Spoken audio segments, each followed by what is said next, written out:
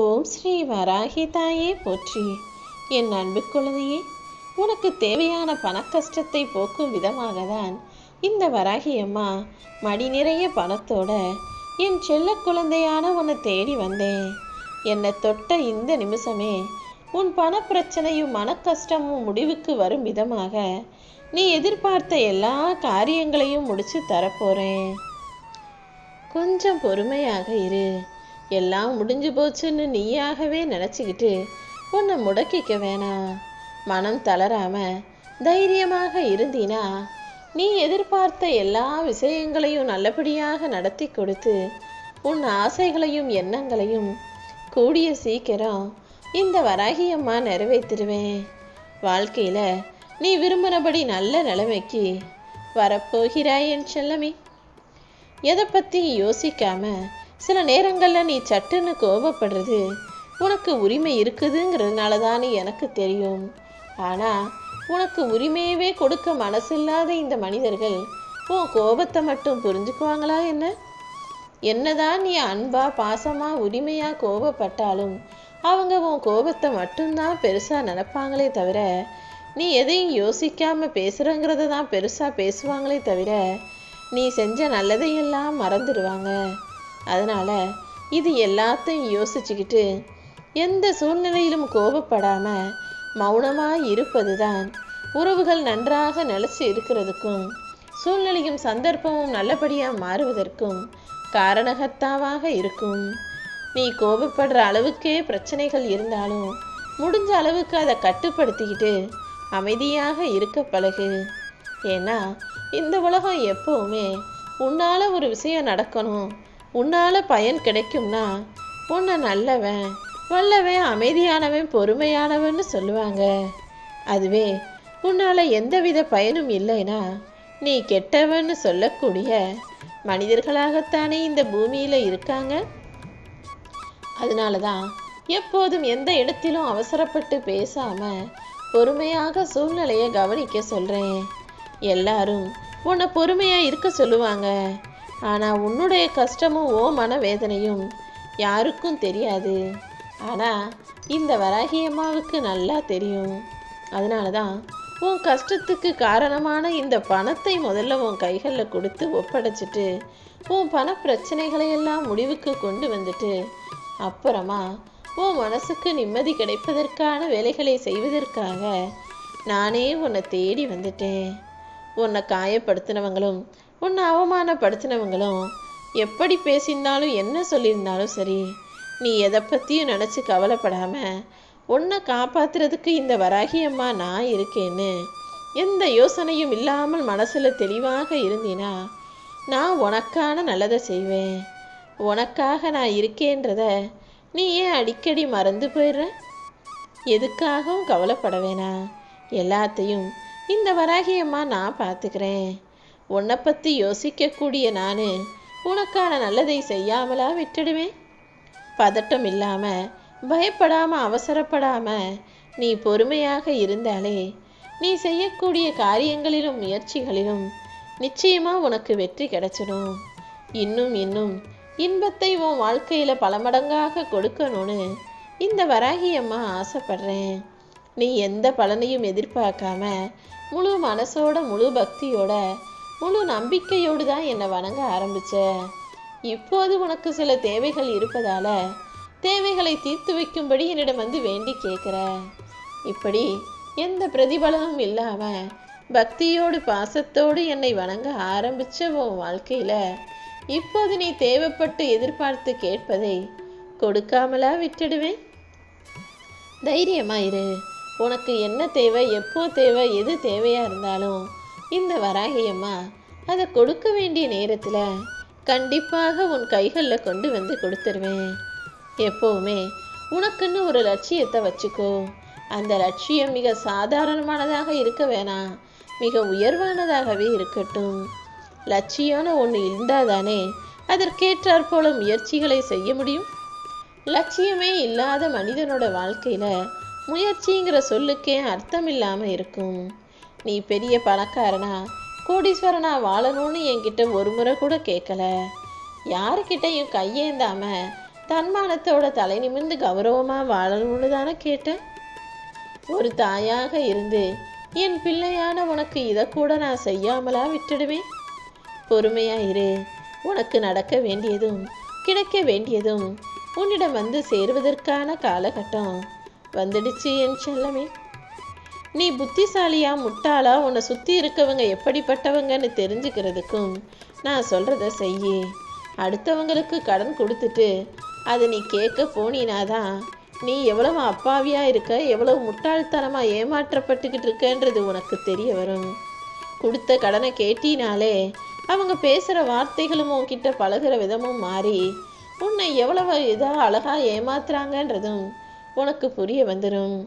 அதே போல் அடுத்தவன் எவ்வளவு புத்திசாலித்தான் இருந்திருக்காங்க, நம்ம எவ்வளவு அப்பாவியாக ஏமாளியாக வெகுளித்தனமாக இருந்திருக்கோங்கிறதும் நீ கொடுத்த கடனை கேட்கும்போது தான் உனக்கு புரிய வரும். மொத்தத்தில் நீ உன்னை பற்றியும் இந்த உலகத்தை பற்றியும் தெரிஞ்சுக்கணும்னா சாதாரண கடனை கொடுத்தாலே போதும். கொஞ்சம் இந்த உலகத்தை நீ புரிஞ்சுதான் நடந்துக்கணும். திரும்பி பார்க்குற அளவுக்கு அழகான முகம் எல்லாருக்கும் இருக்கலாம். ஆனால் ஒருத்தரை பற்றி மறுபடியும் மறுபடியும் திரும்ப திரும்ப நினைக்கிற அளவுக்கு குணம் ஒரு சிலருக்கு மட்டும்தான் இருக்குது. எல்லாருக்கும் இந்த பூமியில் எத்தனையோ விதமான செல்வங்களையும் ஐஸ்வர்யங்களையும் நான் கொடுத்து வச்சிருக்கேன். ஆனால் எல்லாருமா மற்றவங்களுக்கு உதவி செஞ்சு தயால குணத்தோடும் தாராள மனப்பான்மையோடும் தான தர்மம் செய்யக்கூடியவங்களாக இருக்காங்க. ஒரு சிலருக்கு மட்டும்தானே அந்த இரக்க குணமும் மனிதாபிமானமும் இருக்கு. யோசிச்சு பாரு. அப்படிப்பட்ட சிலரில் ஒருவனாக நீ இருக்கணும் அப்படின்னு இந்த வராகியம்மா நான் ஆசைப்படுறேன்.